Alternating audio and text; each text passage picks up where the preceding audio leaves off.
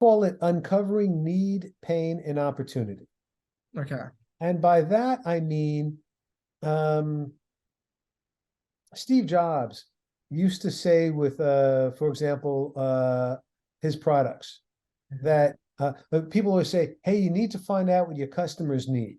His approach was, my customers don't know what they need until I design it and they say, I want this, I need to have this. They're not even aware. That's So an there's, interesting concept. Yeah.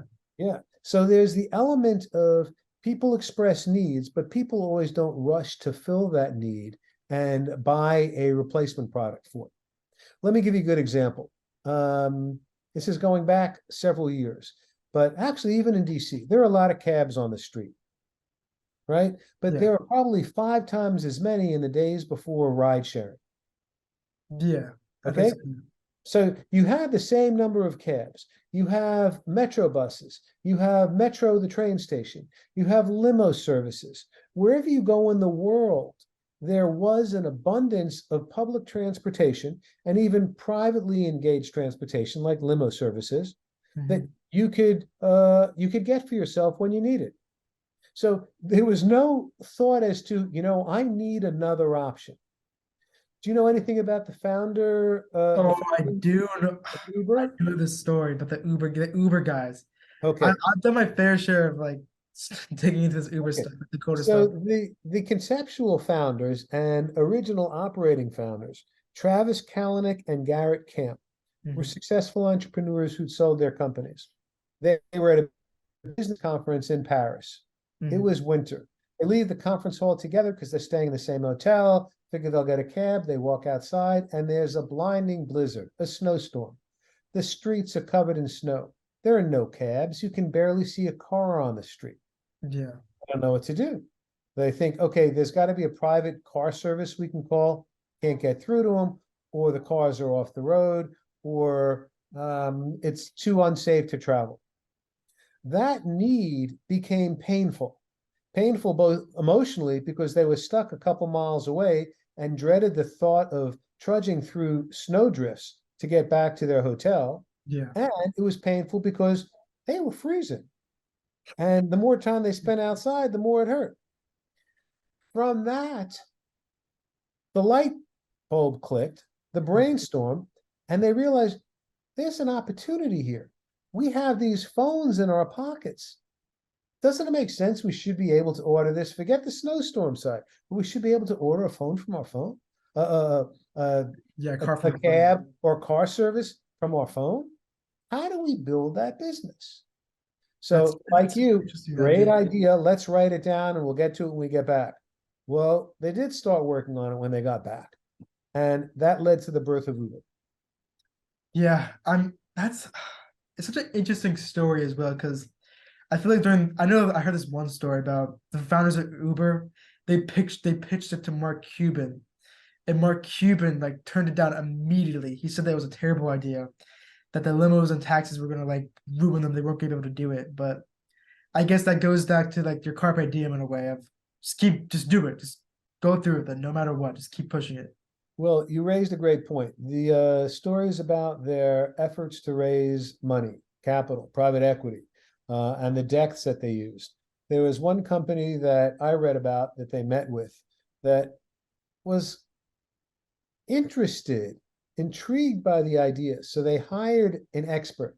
I think it was an economics professor from a well-known university to say, take a look at this business plan. Tell us what you think. Are these guys ever going to have $1 billion valuation, which Yeah, is what they claim? Of course, they're much probably no, close they're to like 40 plus crazy. billion now, but will they ever have $1 billion valuation? Well, the professor, well educated, a broad thinker, supposedly, just like assuming I hadn't heard the Mark Cuban story, but trapped in his thought process, basically looked and said, you have taxi and limousine commissions. They're regulated in every city, in every country in the world.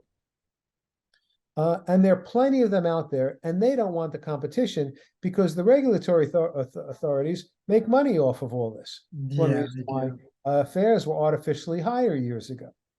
You have in any city in the world different forms of transportation. You could get A rickshaw, if you were in Asia and be pulled to your destination. You can get on a horse and carriage if you wanted to take the more romantic stroll or trip through Central Park in New York. But the point is, it was always there. His conclusion was that, the entire industry right now is worth only $2 billion. That's Mhm. its that's what it generates. They think they're going to get half of it. I don't Yeah. think it's possible. This is In a no. hindsight, it's crazy to think about because like I've used Uber so many times in DC. In DC, going from like building to building, like if it's a 10-minute drive, it is so helpful. But looking back on it, it's hard to imagine that people wouldn't think that's a good idea. Even Yeah, with like DoorDash, I think that people in DoorDash also, when they were founding it, they turned it down because they said that these restaurants already have delivery options. Like you can already do this type of stuff just by calling them. But looking back on it again, it's interesting to think that because we DoorDash so much here too. Like it's crazy to think that we could not. I guess like I wonder what's cooking now. Like, what is going to be that new idea that everyone thinks is crap, and then it ends up being crazy successful? well, a couple of years ago, pre-Chat GPT, Elon Yeah, Musk yeah, was one of exactly. the owners, and Yeah. he sold before they reached their current stage. But Elon Musk is actually going to come in under the next characteristic in a moment. But the uh, the uncovering need, pain, and opportunity is what creates transformational businesses. Mhm. It's easy for us to say, hey, I live in this small town. They don't have a single good Italian restaurant. I see a need here. Maybe there isn't pain because people say, well, we've lived this long without a good Italian restaurant. Maybe we continue, but they see a need, there's an opportunity. They open up the restaurant, they do very, very well.